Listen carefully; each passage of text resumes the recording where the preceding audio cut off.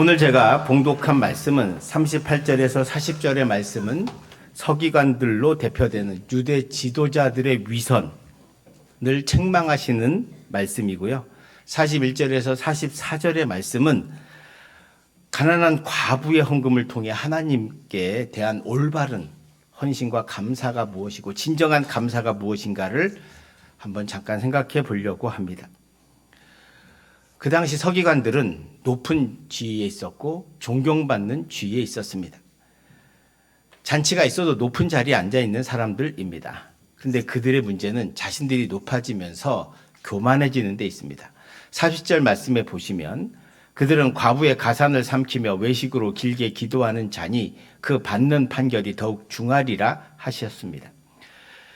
과부의 가산을 삼킨다는 말은 다른 게 아니라 그 당시 서기관들이 하나님 말씀을 해석해 주잖아요. 그러니까 율법에 따라 사는 삶이기 때문에 그 해석을 어떻게 해 주느냐에 따라서 그 삶이 달라집니다. 그래서 과부들이 어려운 가운데 해석을 요구하면 거기서 돈을 받고 과부의 것을 빼앗고 했던 그런 사람들이 많았다는 거예요. 그리고 남들이 보기에 경건한 모양을 가져야 하니까 외식으로 길게 기도하는 거죠. 일부러 길게 기도하면서 마치 자기가 기도를 잘하는 것처럼 그리고 믿음이 되게 좋은 것처럼 이렇게 자랑하고 있었다는 것을 주님께서 말씀하시고 지적합니다. 그 받는 판결이 더욱 중하리라. 나중에 하나님 앞에 서면 그들이 받는 판결이 하나님 앞에 심판받을 것이다 라고 하는 말씀입니다. 여기에는 부자와 과부의 예만 나오지만 사실은 오늘 본문 41절에서 44절의 말씀이 예수님께서 이 말씀을 하시면서 과부의 이야기를 하고 싶어 하셨던 거예요. 그래서 41절, 42절을 보시면 예수께서 헌금함을 대하여 앉으사 무리가 어떻게 헌금함에 돈 넣는 거를 보실세 여러 부자는 많이 넣는데 한 가난한 과부는 와서 2렙돈 곧 한 고도란트를 넣는지라. 그러니까 지금 성전에 와가지고 헌금을 하는데 부자들은 돈을 많이 넣었다는 거예요. 그런데 과부는 2렙돈 곧 한 고도란트입니다. 이것이 우리나라 돈으로 지금 하면 2, 3만 원 정도 될까요? 그 정도 되는 돈이었습니다. 근데 사람들이 볼 때는 별 돈 아니지만 과부에게는 모든 생활비를 하나님 앞에 드린 겁니다. 그걸 보신 주님께서 제자들에게 이렇게 말씀하시죠. 43절, 44절입니다. 예수께서 제자들을 불러다가 이르시되 내가 진실로 너희에게 이르노니 이 가난한 과부는 헌금함에 넣는 모든 사람보다 많이 넣었도다. 그들은 다 풍족한 중에서 넣었거니와 이 과부는 그 가난한 중에서 자기의 모든 소유 곧 생활비 전부를 넣었느니라 하셨다. 여러분 이 본문의 말씀을 잘 보셔야 됩니다. 우리가 그래서 너의 모든 생활비 다 갖다 내라 이렇게 지금 말씀하시는 게 아니고 사람들은 액수가 많으면 많이 내고 믿음이 좋다고 생각하지만 아니라고 생각하는 거예요. 주님은 이 과부가 모든 사람보다 많이 넣었다는 거예요. 왜? 그는 자신의 전부를 넣었기 때문입니다. 여기서 주님께서 지금 이 과부를 칭찬하시고 계십니다. 그리고 나서 주님께서는 사람은 얼마냐가 중요하지만 하나님에게는 마음이 중요하다는 것을 말씀하고 있어요. 여러분 하나님은 우리는 사람의 중심을 볼 수 없어요. 그래서 우리는 사람의 외면적인 것만 볼 수 있습니다. 오랫동안 사귀고 해도 우리가 사람을 잘 모릅니다. 근데 하나님은요 우리 각자의 마음을 잘 아십니다. 이게 중요한데요.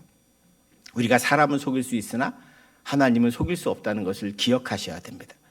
그래서 오늘 과부에게 칭찬하신 이유는 그 마음의 중심 때문입니다. 여러분 이 과부의 마음의 중심에 뭐가 있습니까? 뭐가 있길래 진정한 감사가 가능합니까? 첫 번째로 과부의 마음에는 하나님이 계시다는 거예요. 여러분 자신의 생활비를 전부 드리는 것은 엄청난 결단입니다. 특히 이 과부는 여러분 그 당시 과부는 가장 가난한 객과 고아와 과부는 항상 같이 갑니다. 구약 성경에. 왜요? 지금도 어렵지만 옛날에 남편이 죽으면 일할 사람이 없습니다. 여성들이 할 일이 없거든요. 그 과부가 아이를 키우면서 겨우 조금 일해서 번 10,000원, 20,000원을 하나님 앞에 드린다는 것은 그의 삶의 모든 것이 하나님의 은혜로부터 왔다는 고백을 하지 않으면 그 마음에 하나님이 없으면 하지 못하는 것입니다. 여러분, 이스라엘 백성들이 광야 40년 동안 배운 게 무엇입니까? 다른 것 의지하지 말고 하나님을 의지해라. 너희 마음속에 하나님을 두라고 하는 것만 배웠습니다. 하늘에서 만나가 내리고 메추라기를 주시고 물을 주시고 구름기둥을 주시고 불기둥을 주신 모든 것이 다 하나님의 은혜요. 이 40년 동안 훈련받은 게 뭐예요? 그래서 나의 모든 삶에 나에게 주시는 모든 것은 하나님의 은혜다라는 것을 배우는 것입니다. 이걸 배워야 어딜 가요? 가나안에 갑니다. 여러분 삶에 감사와 기쁨이 없으면, 그리고 나의 모든 것이 하나님의 은혜라는 것을 여러분이 인식하지 못하면, 여러분 마음 중심에 하나님이 계시지 않으면 여러분 감사하기 어렵습니다. 잠시는 할 수 있으나 계속하긴 어렵습니다. 그래서 우리 마음 가운데 하나님을 두시기를 축원드립니다. 하나님을 의지해야, 그리고 하나님께서 함께해야 여러분의 삶이 광야에서 가나안의 삶이 됩니다. 1세대는 40년 그 광야 생활 속에 다 거기서 죽지만 2세대는 가나안 땅을 갑니다. 어떻게 갑니까? 하나님을 마음의 중심에 두니까 가는 거예요. 그러니까 어떻게 돼요? 하나님의 은혜로 삽니다. 가라면 가고 서라면 서고 사람의 생각으로는 맞지 않는 것처럼 보이지만 그럼에도 불구하고 하나님의 말씀에 순종하고 은혜로 사니까 어느새 가나안의 삶에 도착해 있는 것을 보게 되는 거죠. 오늘 이 과부는 철저하게 하나님을 의지하고 있습니다. 사실 과부면 남들이 봤을 때는 불운하고 불행하다고 생각할지 모릅니다. 그러나 여러분, 우리 마음 가운데 하나님이 계시면 우리는 결코 쓰러지지 않습니다. 우리는 결코 넘어지지 않습니다. 왜요? 몇 번 말씀드렸지만 예수를 믿으면, 하나님이 여러분의 마음속에 있으면 여러분 인생에 고난은 있을 수 있어, 터널은 있을 수 있으나 동굴은 없습니다. 다 나가게 돼 있습니다.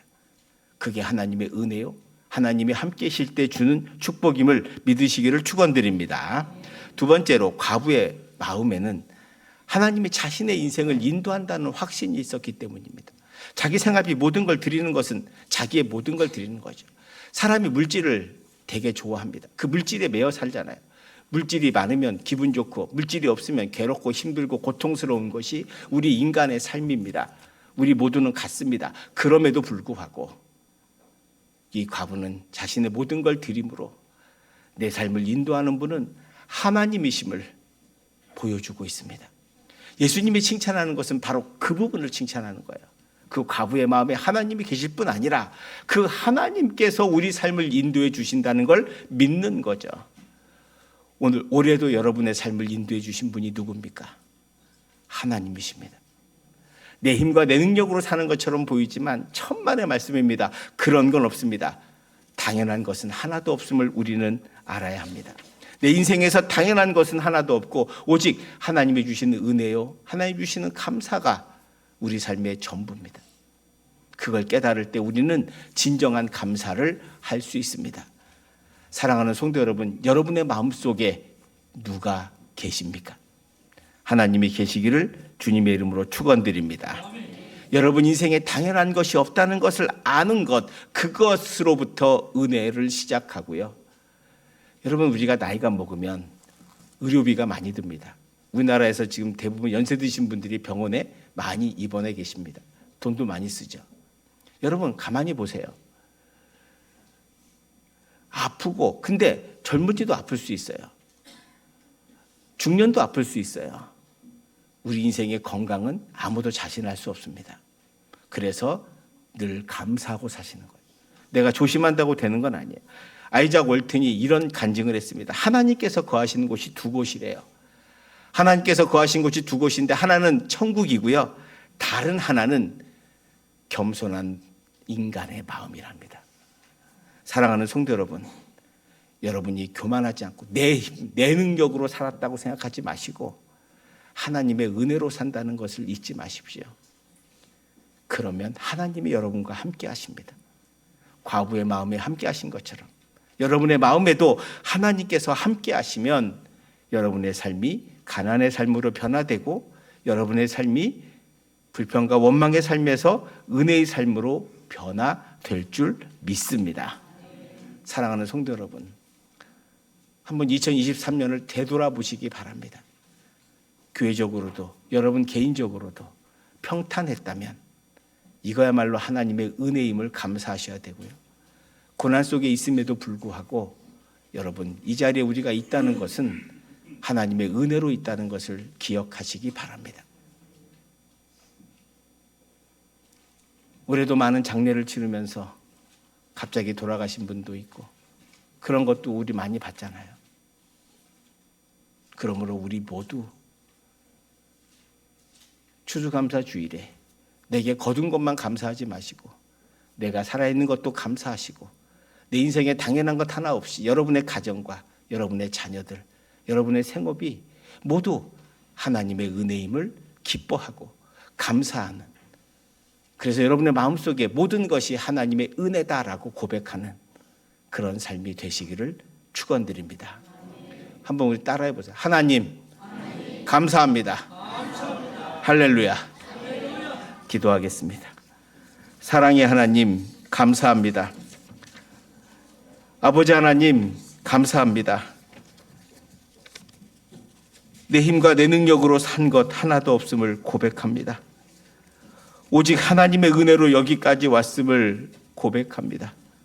올 한 해도 많은 사건과 사고 속에 있었지만 그럼에도 불구하고 우리 성도들의 가정과 생업을 지켜주심을 감사드립니다. 아버지 하나님, 지금도 고난 가운데 있을 수 있으나 이 고난도 지나가리라고 믿습니다. 아버지 하나님께서 우리 마음 가운데 함께하여 주셔서 아무것도 없지만 하나님 때문에 감사하고 기뻐하는 하박국처럼 이 과부처럼 하나님을 의지하는 마음 주시옵시고 하나님이 우리 삶을 인도한다는 것을 믿게 하여 주시옵소서.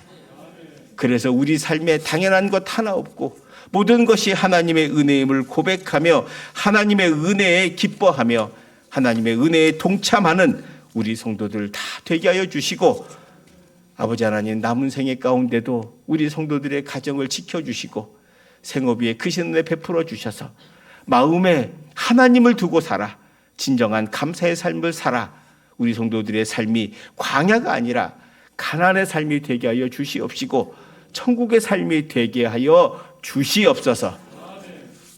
그리고 날마다 주 안에서 하나님의 은혜와 복을 받아 거둘 것이 많은 인생, 30배, 60배, 100배의 결실을 맺는 축복된 인생이 되게 하여 주시옵소서. 사랑하는 우리 자녀들, 우리 어린 생명들, 우리 중고등부 청년들, 청소년들, 청년들을 기억해 주시고 우리 자녀들이 주 안에서 더 잘 돼서 우리보다 더 축복받는 인생이 되게 하시고 요셉 같은 자녀들 많이 나올 수 있도록 다윗 같은 자녀들 많이 나올 수 있도록 축복하시고 지혜와 명철로 인도하여 주시옵소서.